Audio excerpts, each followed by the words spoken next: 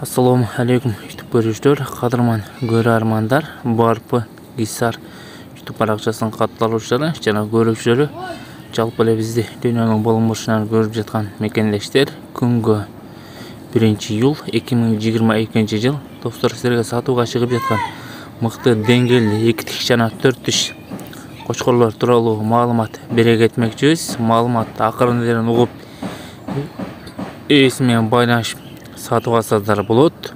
Достор, булардын 2 тишке 50 миң сурап жатат экен, 4 тишке 60 миң сурап жатат экен.